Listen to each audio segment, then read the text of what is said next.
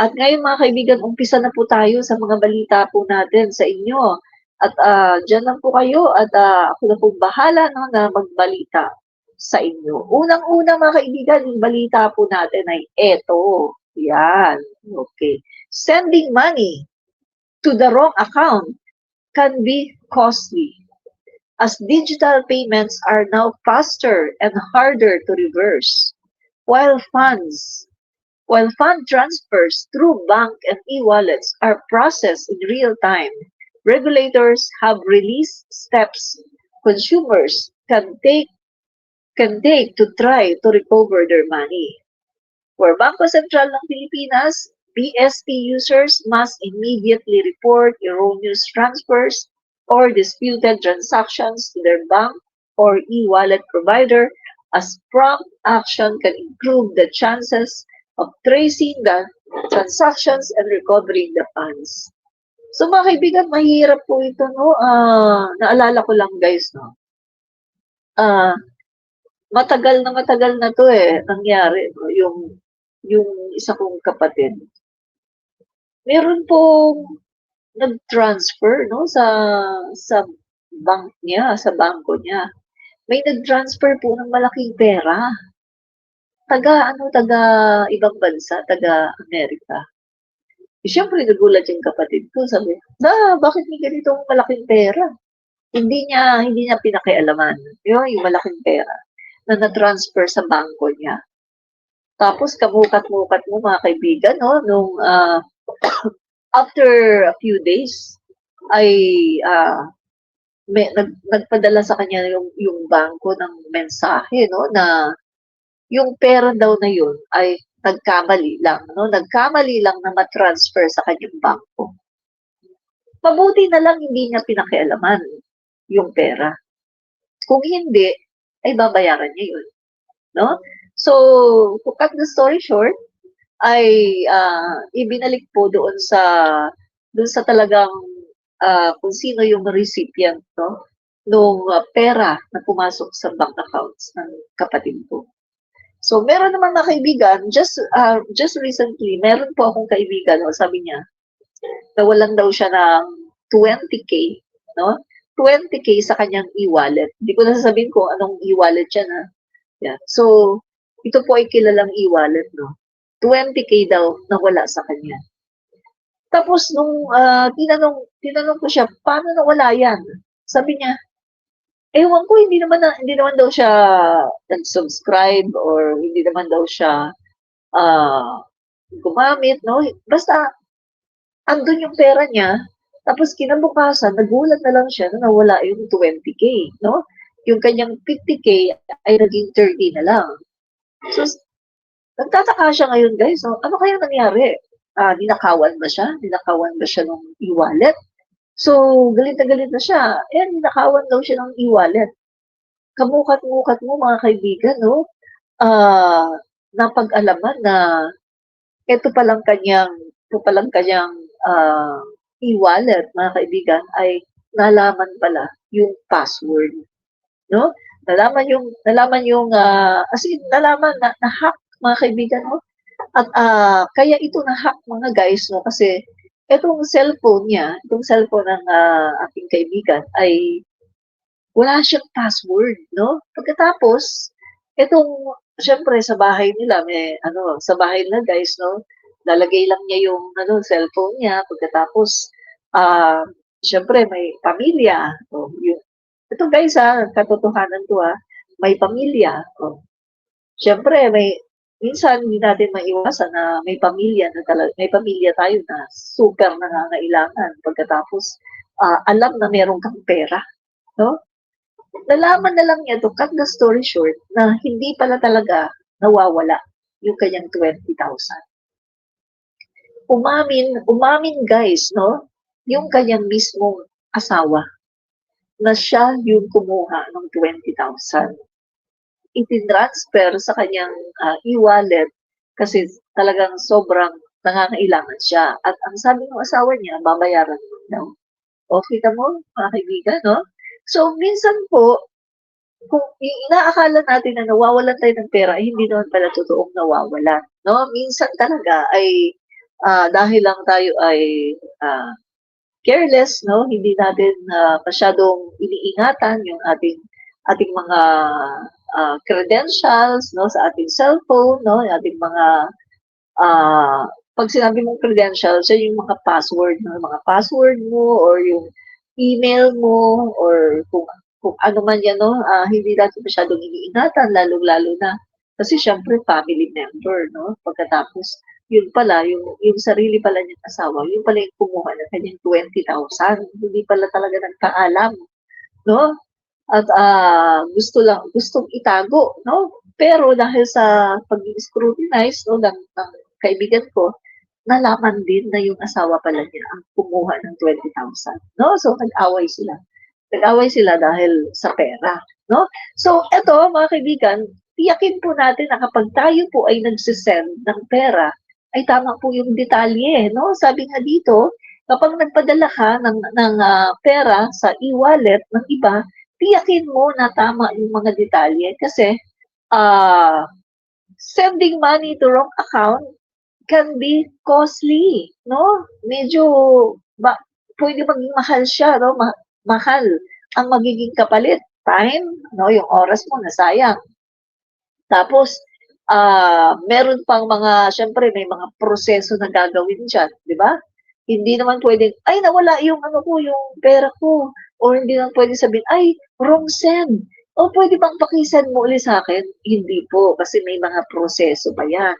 At minsan po, no, ay yung mga proseso na yan ay nagtatagal pa ng ilang araw bago po siya talagang na-approve. So sa mga sender po, no, kung meron po kayong mga e-wallet at kayo magsisend, siguruhin ninyo na tama talaga yung pagsisend ninyo. Kaya nga ako mga kaibigan, no, ako, ang ginagawa ko, QR. Humihingi na lang ako ng QR code. Halimbawa, sabi ko, oy, kailangan kong mag-send dito sa isang taong to, no? Kailangan kong mag-send sa kanya or magbayad. Sasabihin niya sa akin number, o ganito yung number ng ano ko, o e-wallet, o sabihin niya, ganito pangalan. So ginagawa ko mga kaibigan, para sure na talagang sa kanya ko na ipadala, ang kinukuha ko na lang, yung QR code niya. Para iano ko lang, scan, tapos yan lalabas na. Kasi minsan mga kaibigan, lalo na ako, malabo mata ko, no? Malabo mata ko, yung 6, hindi ko na, ano pala yun? 2. Minsan, minsan kahit nakasalamin ako, may ganun akong na mali yung basa ko, no? So, baka mamaya magkamali ako mga kaibigan, mapunta sa ibang tao. Ang hirap-hirap agad na ma-recover ng pera natin, di ba? Hirap po. Mahirap po yung pagre-recover at medyo matagal ang proseso. Kaya, advice ko po no, sa mga nagpapadala ng mga pera sa mga e-wallet, hingi na lang kayo ng QR code, no? Para po safe, no? Kasi yung QR code, scan nyo lang, pag-scan nyo, lalabas na yung ano nila, yung kanilang e-wallet, no? Tapos, yun, lagay nyo na yung amount. Yun po, mas safe kaysa yung number. Di ba? So, tandaan nyo guys, QR na lang po ang hingin niyo para mas safe po. Di ba? Yan. So, yan po mga kaibigan, no? Yung pagta-transfer kasi ngayon, no, sa mga e-wallet, tsaka sa mga e-banks ay real time na. Kaya may possibility na kapag nakapag-transfer ka sa ibang tao, kasi na wrong send ka, aba, pwedeng kunin agad nila yan, gastusin agad nila yan. Di ba? Pagkatapos, hindi mo na mare-recover. Lalong-lalo na kung ayaw nang ibigay, ayaw nang isoli. Pwedeng nilang gawin yan, i-disable na nila yung kanilang account, di ba? Oh, so, ititrace mo pa yan. Matitrace mo, no? Pero, syempre, madaming process. So, wala na yung pera. Sakaling matrace mo, mababalik pa ba sa'yo ang pera? Oh, di ba? Lalo na kung malaking halaga yan. Kaya mga kaibigan na, mag-iingat po tayo sa pagta-transfer sa mga e-wallet, no? Pero kung kapag nangyari ito sa inyo, immediately ay mag-report po kayo, no? Mag-report po. Sabi po dito, ay for the Bangko Sentral ng Pilipinas. Dali guys.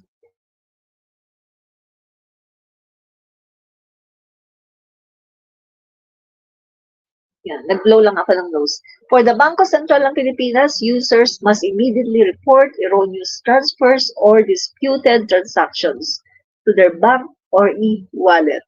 No?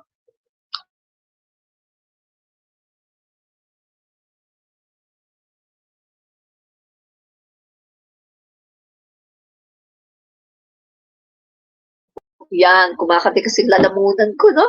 Yan, so, ayan mga kaibigan, no? Para mas ma-improve daw yung chances of tracing the transactions and recovering the funds. Yun. So, inyo po kagad i-report. Kasi kung bukas pa, wala na. Wala na, no? So, i-report nyo kaagad. Malay mo, may malaki pa yung chance para ma-recover. No? So, tandaan mga kaibigan, huwag magkakamali sa pagsisend ng mga pera sa e-wallet. Yun po, no? Okay, ano po masasabi ninyo dito sa ating unang topic? Yan. Okay. Okay, guys, no? Pangalawa po nating topic, PH-US ties unaffected by DFA's Hormuz Strait deal with Iran. Malacanang. Sabi po ng Malacanang, no? Manila, the Philippines agreement with Iran to ensure the safe passage of Philippine-bound vessels through the Strait of Hormuz will not affect Manila's long-standing ties with the United States, Malacanang said on Monday.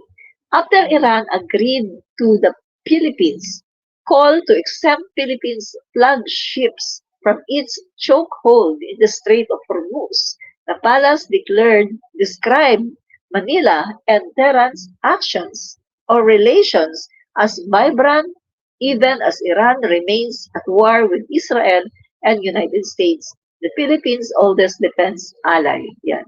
Alam naman natin mga kaibigan, no? Napakatagal na nating ally ang Amerika, di ba? Napakatagal na. So, ang sabi po ng iba, bakit kayo bakit kayo naki-deal no sa Iran? Eh dapat nagpaalam muna kayo kay Trump kasi di ba magkaaway ang Iran at saka Amerika, no? Pero mga kaibigan, ito kasi yung relasyon natin no sa Amerika, our long-standing relationship with America as ally, mga kaibigan, no? Lalo-lalo na pagdating sa mga gerahan, no? Tayo po back to back, mga kaibigan, ay nakipagbuno sa mga kaaway noon, no, sa panahon po ng World War II, mga kaibigan. Pero hindi naman po nangangahulugan ito na maapektuhan ng ating relasyon, no? Dahil iba naman po 'yon. Iba naman 'yan, guys, no? Yung ating pong relasyon with America at yung mabutihan natin sa Iran, mga kaibigan, lalong-lalo na itong pagpayag nila na tayo ay makadaan, mga ating pong mga cargo vessel, mga marino po natin na nagdadala po ng mga cargo po ng mga langis at yung mga papunta po sa Pilipinas, no, ng mga cargo, ay papayagan po free na makadaan sa Strait of Hormuz nang hindi po inaabala, nang hindi po inaatake. So, meaning to say mga kaibigan, iba naman po yung relasyon natin sa Amerika at iba rin naman po yung magandang relasyon natin sa Iran, no? Hindi naman porket magkaalay alay ang Amerika at saka Pilipinas. Eh dapat hindi na sila payagan ng Iran. Hindi po ganoon, no? Kasi ang Iran din po at ang Pilipinas ay maganda po ang relasyon. Lalong-lalo na po ngayon sa pamumuno ng ating Pangulong BBM. Kasi po, depende yan sa leader. Sa totoo lang po, no, depende sa leader. Dahil ang leader natin ngayon ay ang Pangulong BBM na magaling sa diplomacy, magaling sa pakikipag-usap, magaling sa pakikipagnegosyo, kumbaga finance man, parang ekonomista ang dating. So mga kaibigan, no, ang Pangulo po natin ay nakuha po niya yung pagpayag ng Iran para tayo ay payagan na makadaan po sa Strait of Hormuz nang wala po tayong inaalala. sa pag-atake. Di ba? Kung si Duterte ngayon ang Pangulo, malamang, hindi tayo makakadaan sa Strait of Hormuz. Kasi si Duterte po ay hindi po marunong makipag-usap. Di ba? Si Duterte po ay wala po siyang skills pagdating po sa diplomacy. Lalong-lalo naman si Sara. Baka mura-murahin lang yan, di ba? Kasi alam mo naman, si Sara po ay mainitin ang ulo, no? Sa sobrang init ng kanyang ulo, ay wala po siyang magiging kakampi. Kita mo nga mga kaibigan, siya na mismo umamin, di ba? Si Sara mismo umamin eh. Sabi ni Sara, wala daw siya masyadong kaibigan. No? Wala daw masyadong nagkakagusto sa kanya as friend. Umamin si Sara. O, tingnan mo nga lang eh. Congress, House of the Representative, ilan lang ba dyan ang kumakampi kay Sara? Ilan lang ba dyan ang natutuwa kay Sara? Mabibilang mo lang sa kamay. 5. 5 maximum. Di ba? Kita mo nga yung impeachment, 54.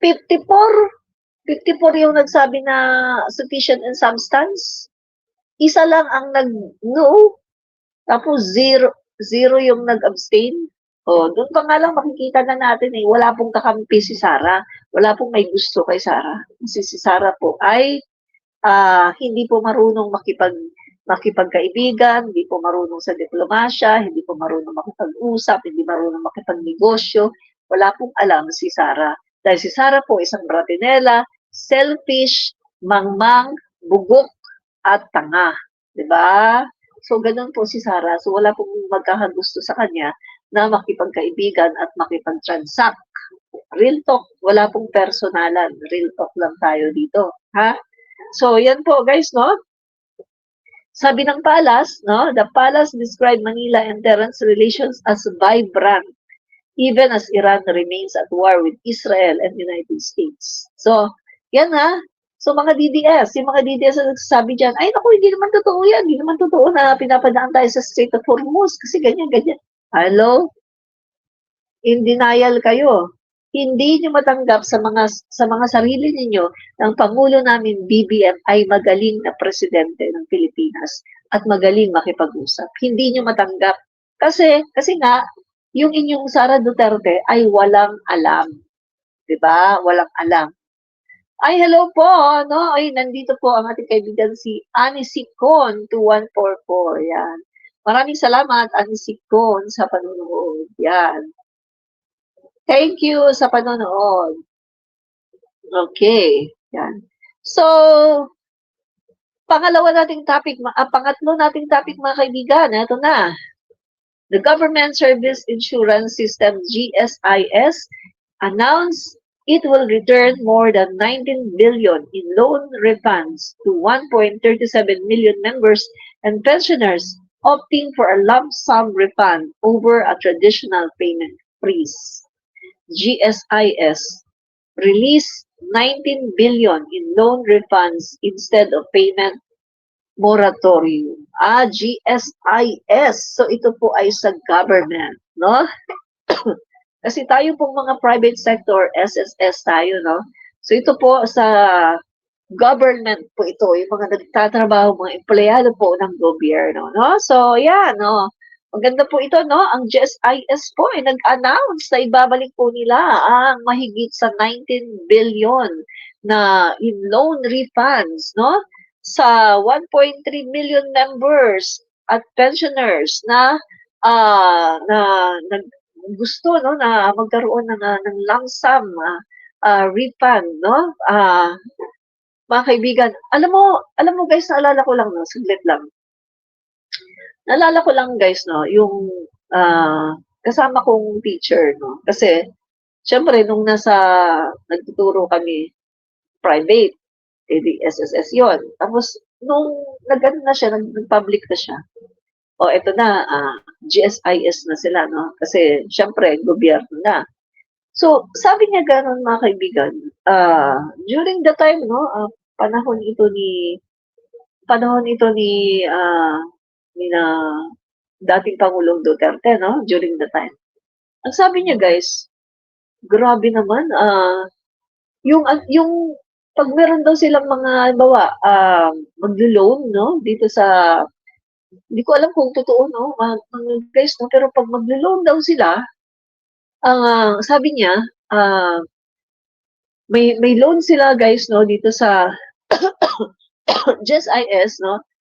Tapos mga kaibigan, ang sabi niya, minsan daw, hindi ko alam kung totoo yung sinasabi niya or whatsoever, minsan daw guys talagang ano, yung konti na lang dali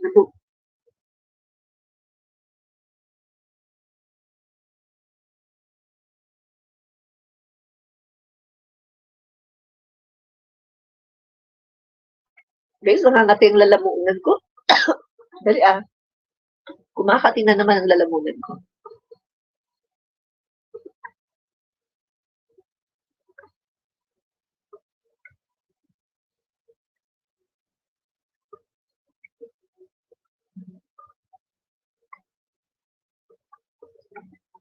Yan.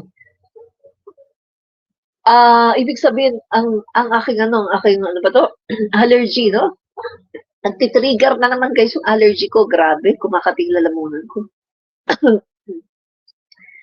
Alam niyo guys 'no, nung nasa Malaysia ako, never akong nakaramdam 'no na, kumakati ang lalamunan, never ako nakaramdam na sinisipon.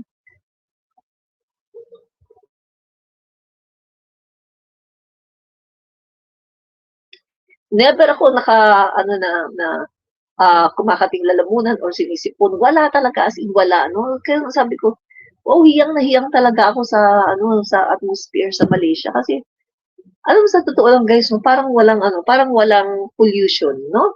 Kahit nung kumakain kami dun sa labas na yung sa restaurant na nasa labas yung mga ano nila, yung mga bangko, upuan, tapos may dumadaan na mga sasakyan, parang wala talagang pollution, walang usok. Never ako kahit isang beses na nasinipon or na-trigger yung ano ko, yung allergy ko. Wala talaga. Sabi ko, wow, galing naman talaga dito. Never talaga akong sinipon.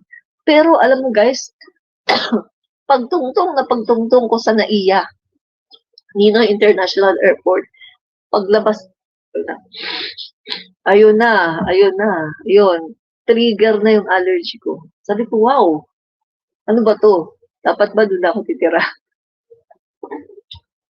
Grabe, sobrang na-appreciate ko talaga guys, no, talagang hindi ako nagkasipon sa Malaysia, no? Pero pag dito ako sa Pilipinas, grabe, mga kaibigan. So mabalik na tayo, mabalik na tayo sa ating topic, no? Nasaan ba tayo? Yung kaibigan ko guys, no, na nag-loan, no, dito sa GSIS. So ang sabi niya, guys, no, nag-loan siya ng malaki. Ito, kwento niya sa akin, no? Nag-loan siya ng malaki daw, ang paglo-loan kasi ng mga public school teachers, guys, malakihan yan eh, malakihan.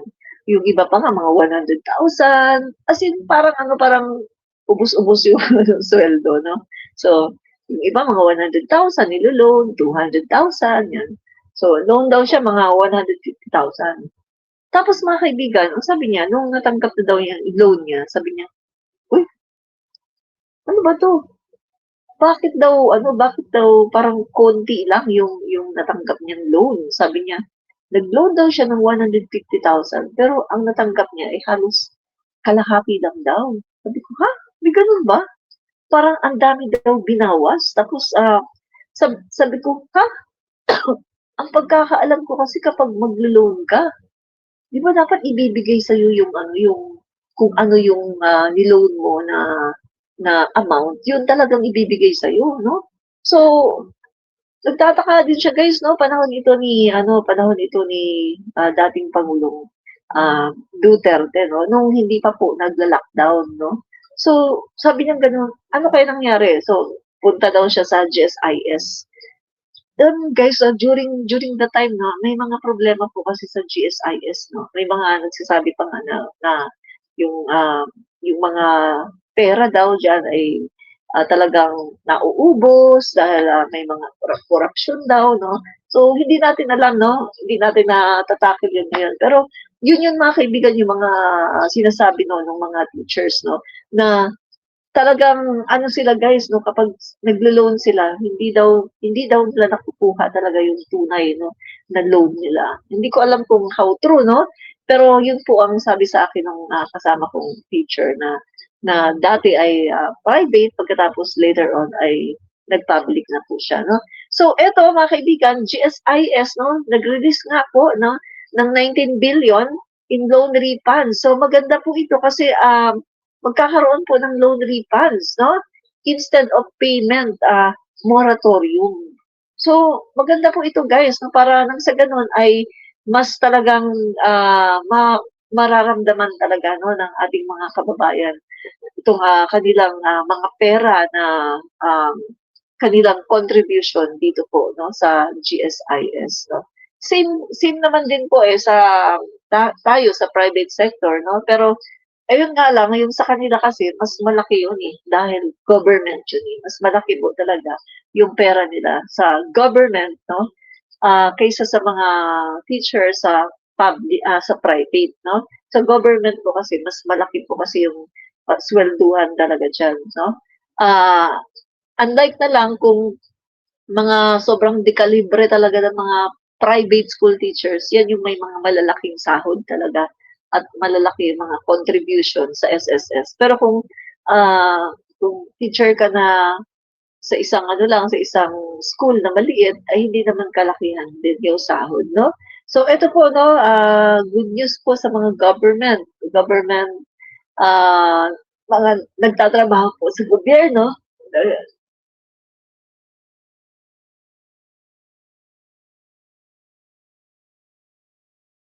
Grabe talaga yung katinang lalamunan ko, guys. Ano bang pwede kong inumin? Comment na kayo dito. Paki-comment nga guys, ano ba pwede kong inumin? Para mawala ang kati ng aking lalamunan. Sabi ni Marisa Onakawa, 7257, polluted kasi utak ng mga DDS. Oo nga, no? Lorna Martinez, 1767 PM. Yan. Hello po. Kamusta po? Ano kaya pwede kong inumin para wala yung kati ng lalamunan ko? Grabing kati. Nenita Omali, hello. Hello din po sa inyo. Yan, baka meron po kayong may rekomenda. Sabi ni Annie Sipcon, pakulo ka ng luya na may lemon sis. Luya na may lemon. Yan. O sige, gawin ko nga yan. Yan. Grabing kati ng lalamunan ko. Never ko tong naranasan sa Malaysia, no? Talagang doon sa Malaysia, wala talaga akong naramdaman na pangangati ng lalamunan, yung pagka-trigger ng allergy, wala, as in, hindi ako sinipon. Pagdating ko ng Pilipinas, doon talaga grabe, no? So, yan mga kaibigan, dito na nga tayo sa ating next topic. Eto guys, no? Rimulya, tiniyak na isusumite ang SALN ni VP Sara sa House Justice Committee. Okay guys, no? Si Ombudsman Boyeng Rimulya po kasi ay inimbitahan na po sa House of the Representative at para po dalhin po niya yung SALN, no? Mga dokumento, no, ni VP Sara Duterte na para po malaman, no, i-scrutinize at i-compare, no, doon sa kanyang asset at para makita po kung meron bang mga paglabag no na ginawa itong si Vice President Sara Duterte, lalo na po na nababalita mga kaibigan na siya ay merong ill-gotten wealth na tinatawag, no? So, ayan guys, certified true copies of the Statement of Assets and Liabilities and Net Worth, SALN, of Vice President Sara Zimmerman Duterte for the years 2022 to 2025. Yan, inclusive 2007, 2013. Ayan mga kaibigan, so ipapadala po ito Tiniyak po no, ni Ombudsman Rimulya na isusumite ang SALN ni Vice President Sara Duterte sa House of Justice Committee. Yan! So tuloy na po talaga ang pag-i-scrutinize dito po sa SALN nitong si Sara Duterte. Yan mga kaibigan, no? Grabe, tuloy na po. Iyakan na po ang mga DDS. So mga DDS, anong masasabi nyo? O, comment down your answer. Anong masasabi nyo? Yan. Okay. Naku, magwawala na naman dito si Sara Duterte. Magwawala na naman siya, guys, no? Yan. So, ano pong masasabi nyo?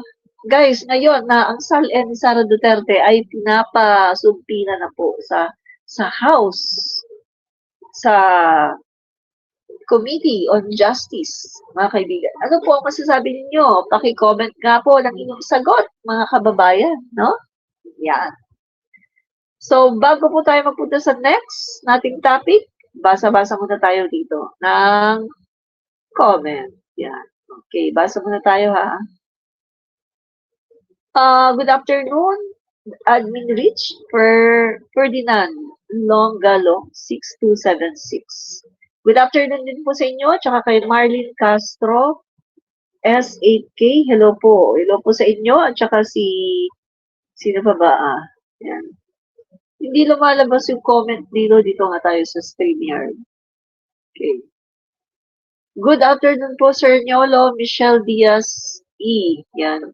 Nyolo, good afternoon daw sa'yo, sabi po ni Michelle Diaz. At saka Dolores Magpantay Basas. Hello. Hello sa'yo, Dolores. Salamat sa panunood. At saka, sino pa ba? Sino pa natin na? Sino ba hindi? Sino bang nag-comment dito? Happy lunchtime, Admin Rich. Nenita Omali. Yan. Happy lunchtime po, Nenita Omali. Maraming po salamat. 43 like, Boss Nyolo. Salamat kay Aurelia Adena. Yan. Maraming salamat. Yan. Okay. Sino pa ba nandito? Okay. Hello, Ma'am Admin Rich. Happy afternoon. God bless po. BMB Romy. Maraming salamat, BMB Romy, sa panonood. Watching you, Madam Marlene Castro. Salamat, Marlene Castro, sa panonood. No?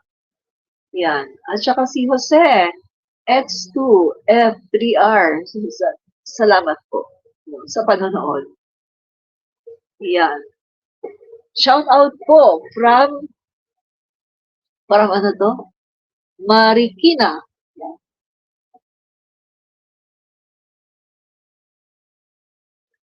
Shout out po sa inyo, sa mga taga Marikina. Salamat po sa panonood. Yan. Okay, so punta na po tayo sa susunod nating topic. Ang susunod po nating topic ay saglata.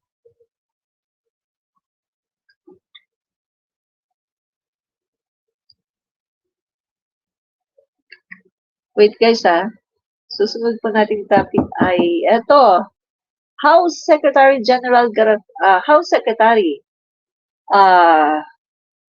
Garafil, no intention to disrespect Ombudsman.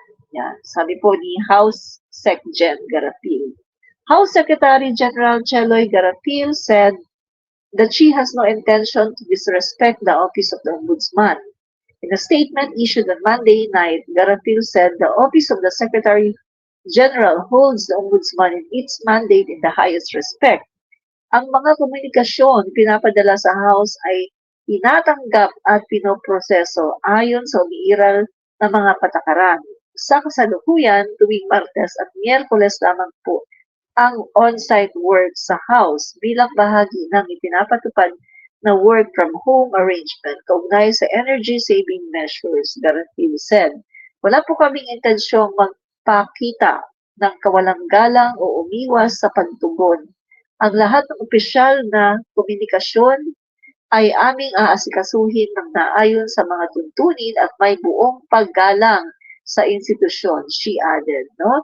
So, ang sabi po dito ni Garapil, ah, hindi daw, wala daw silang intensyon, no, na yung, kumbaga, hindi galangin ang ombudsman, mga kaibigan, no? Garapil issued statement after Ombudsman Jesus Crispin Remulla said the House had refused to accept the subpoena it issued for the statement of assets, liabilities, and net worth.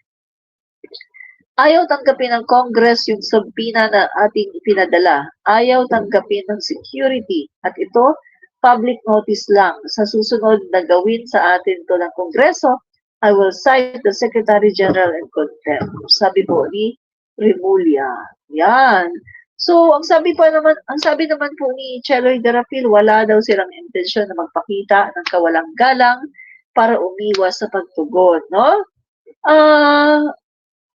Guys, no, alam naman natin na nagkaroon po kasi ng holiday po guys, no, holiday. So, siguro dahil sa holiday, no, naaantala yung kanilang mga ginagawa dyan, mga proseso, no? At maaaring yan ang dahilan, pero sabi nga po ni Secretary Garapil, wala naman silang intensyon para i-disrespect ang ombudsman, no? So, makikita naman natin guys, no, na ito pong si Secretary Garapil ay ginagawa naman po niya yung kanyang tungkulin as SecGen. At kung ano lang po yung tama, no, ay kanya po ang ginagawa. Siguro ay nagkaroon lang siguro ito ng miscommunication, no, na inaakala ni Ombudsman ay hindi sila ginagalang, no, yung kanyang office as Ombudsman. Pero ang katotohanan ay nagkaroon lang po ng miscommunication, no? So, kasi sabi po ni SecGen, yung mga komunikasyong ipinapadala sa House ay tinatanggap at pinoproseso ayon sa umiiral na patakaran. So, sa kasalukuyan, tuwing Martes at Miyerkules lamang po ang on-site work sa House. So, kita mo yan. So, Tuesday at Wednesday lang po ang on-site work dahil nga po sa pagtitipid ng energy. So, meaning to say, wala pong tatanggap. No, kung may dumating po ng mga dokumento, no, sa office ni SecGen ay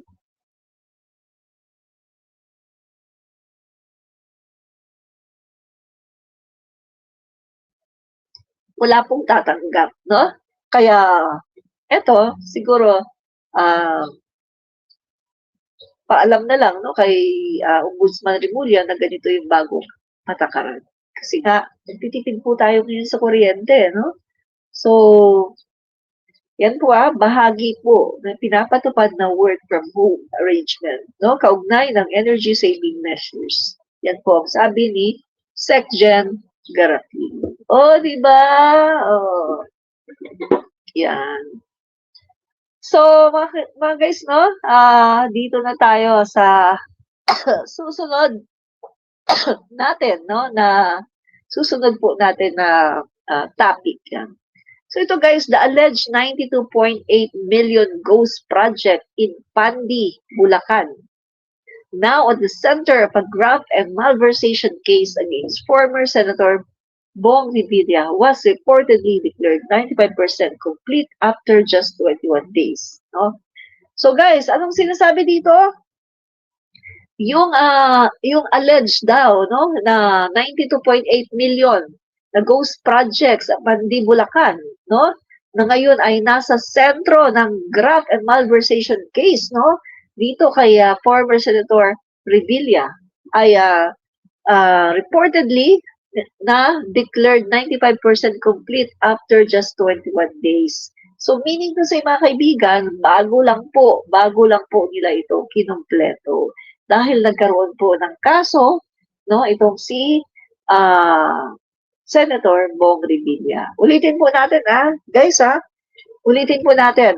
The alleged 92.8 million ghost project. Ibig sabihin ghost ghost. Walang proyekto. Kasi ghost. may project pero hindi ginawa. So ghost siya, multo lang, no? Hindi po ginawa, no? Yan po sa Panday, Bulacan. Pero nga, yan po yung sentro, no, ng naging dahilan para magkaroon siya ng graft at malversation case, no, itong si Senator Bong Revilla. Pero ngayon, mga kaibigan, reportedly, binalita po na declared 95% complete after just 21 days. Oh, madali naman pala. Madali naman palang ikumpleto, di ba? Oh. Ngayon pa lang ginagawa.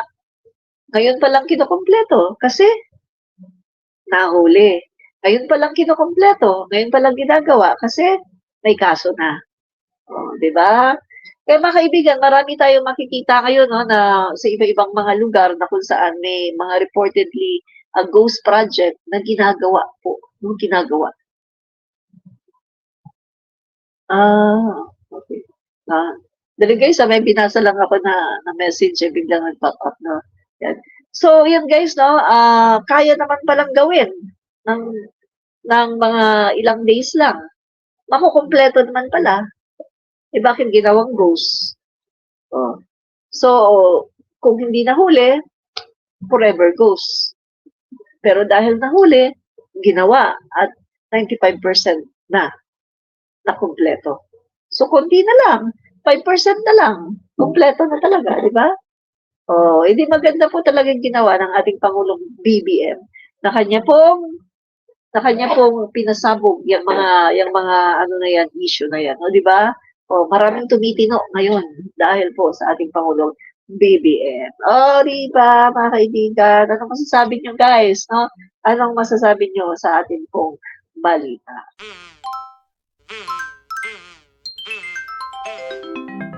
Kakulango.